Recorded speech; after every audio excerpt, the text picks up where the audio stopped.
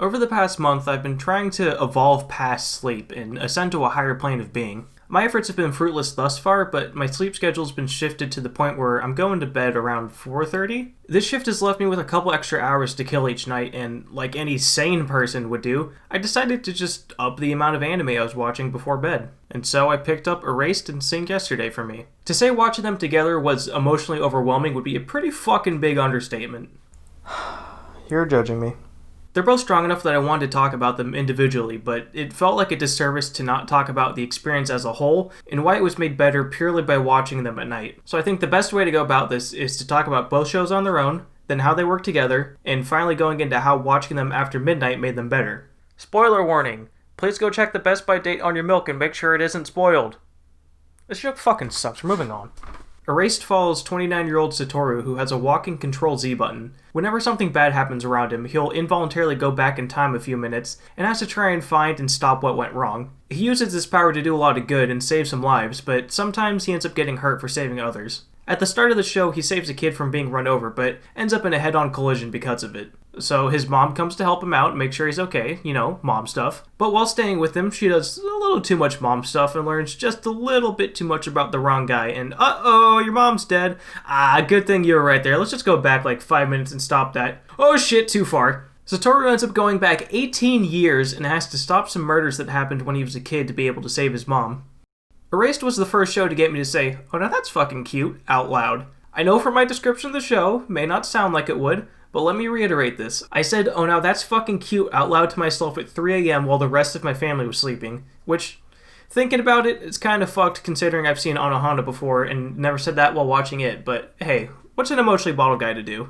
Going into Erased, I knew I was getting into a good story with at least a couple emotional character moments. What I wasn't expecting was how engaged in the show I would be. Normally when I watch a show, I basically have an out-of-body experience as I get hyper-focused on what I'm watching, and it's not until the episode's over that I realize, fuck, I haven't moved in 20 minutes. But watching Erased, I was so absorbed in the world that I kept finding myself physically reacting at even the smallest of things. From throwing my hands back in worry whenever Kaio didn't make it to school, to sitting up in bed jaw dropped at a car ride, to feeling the worst anxiety I felt in a long time just from watching someone sleep in a bus. By all accounts, I should have been fighting to stay awake since I was starting the show at 2 in the fucking morning, but instead I ended up more involved in a show than I think I've ever been. And I know this sounds like a stupid fucking compliment, like, wow, you reacted to what was on screen. I mean, that's just not what normally happens for me. When I watch a show, I sort of forget about myself while I'm watching it, and most of my reacting is done either mentally or just with small changes in my facial expression. So it's a testament to the strength of some of Erased's moments that it forced my reactions out of my subconsciousness.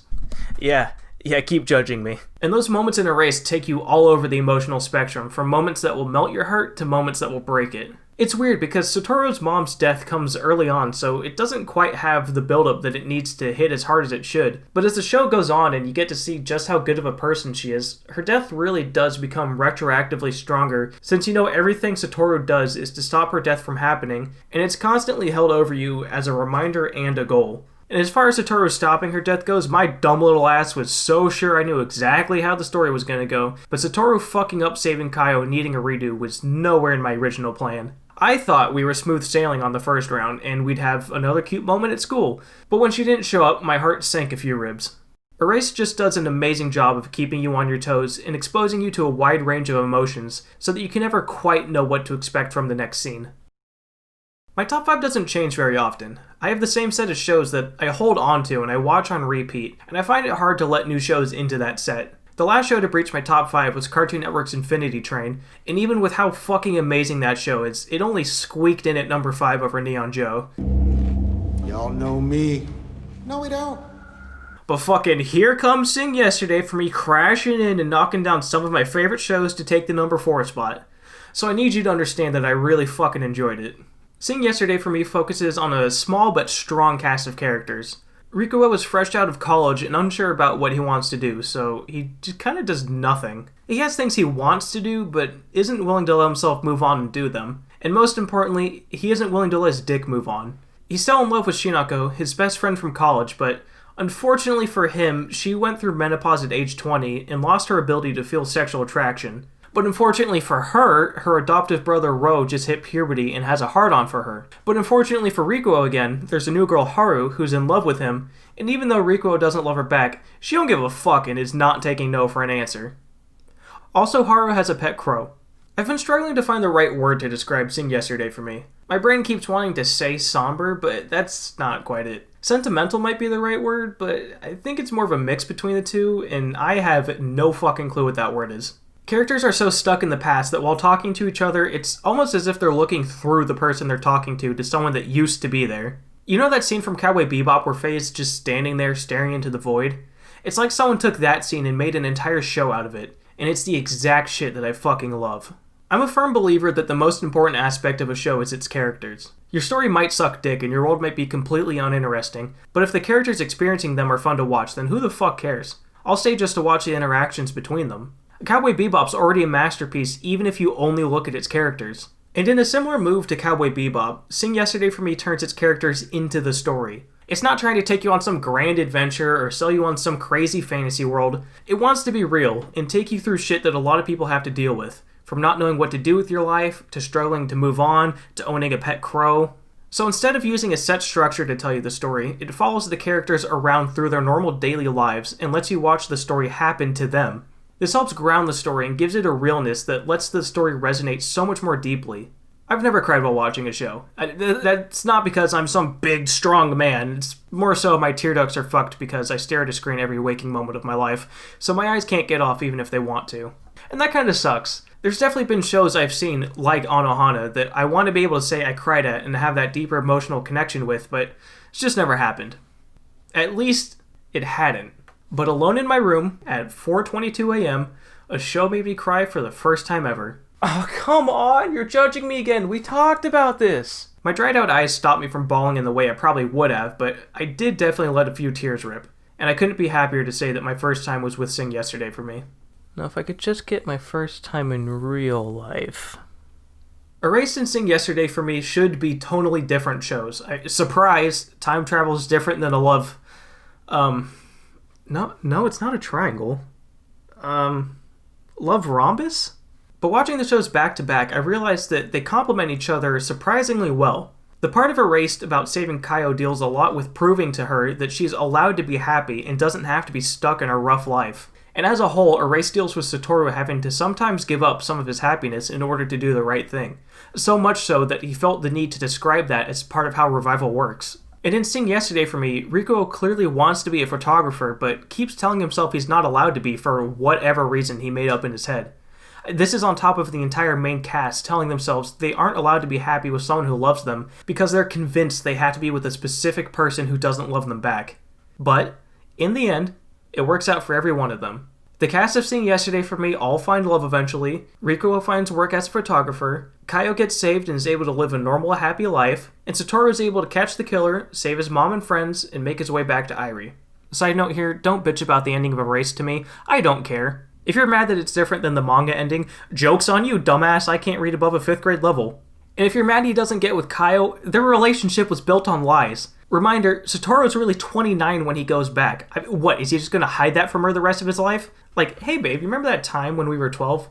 Yeah, I was actually 29. I hope that's cool though. Oh, yeah, for sure. Cool. Hey, listen, don't mind me. I'm just gonna be in our room, packing. Both shows take you on separate emotional journeys, but having that unifying theme to tie the two together lets it blur into one.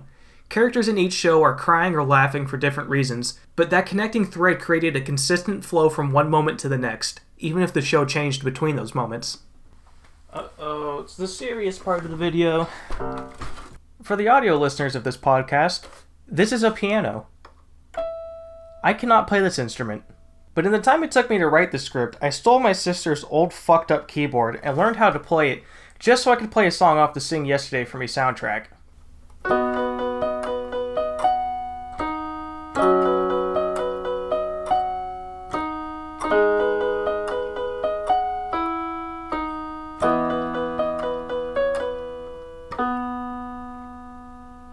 Any of my friends could tell you this is nothing short of an absolute fucking miracle. I haven't learned a new song on the guitar in maybe 2 years, and they've definitely noticed. Also, a key broke off while I was practicing, so that's just super glued on there. The fact that I went through all this effort and I learned how to play a new fucking instrument should be a stronger recommendation than anything I could say. It's at this point where I started asking myself why I was connecting so well to these shows. I've watched shows that were more emotional or more aimed at me before, but none of those hit me like this. I was walking a fine line between brain blast and aneurysm when it finally hit me that it was a headspace issue. And as one does, I came to this realization over some good old One Piece. I'm 788... Oh, hold on, that's wrong. I'm 794 episodes into One Piece, so I've watched it damn near every hour of the day. And I've noticed that for some reason, when I watch it late at night, everything's just kinda better. The story's more interesting, the fights are more engaging, Nami's tits are bigger.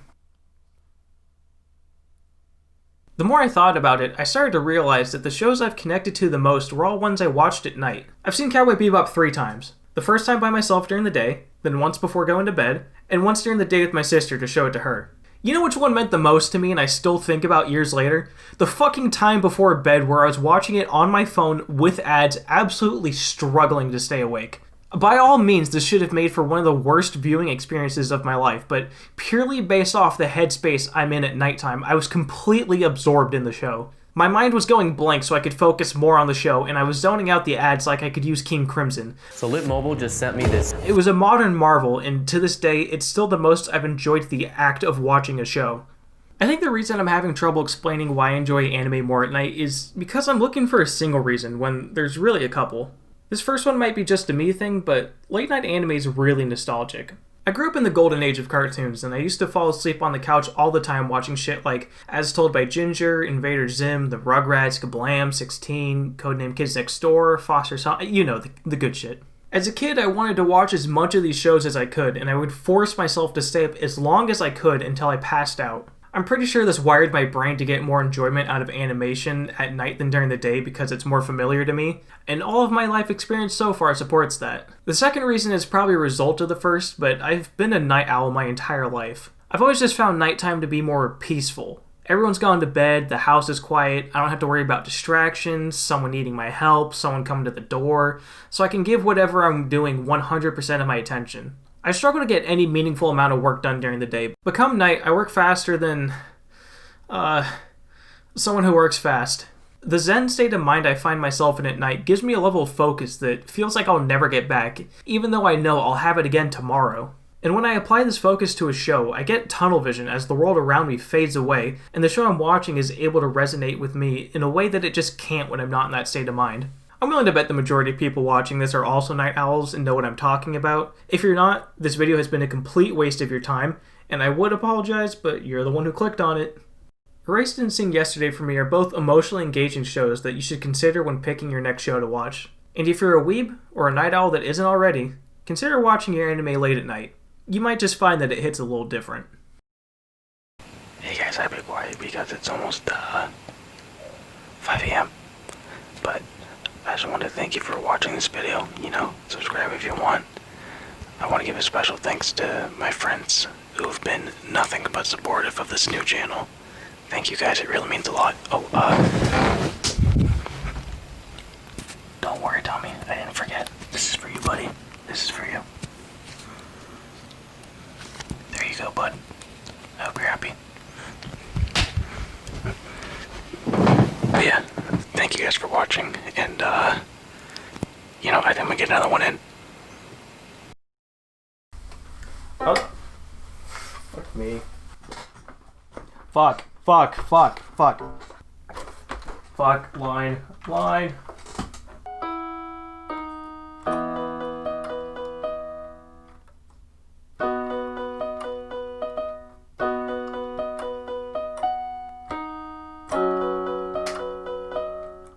Really? Fuck!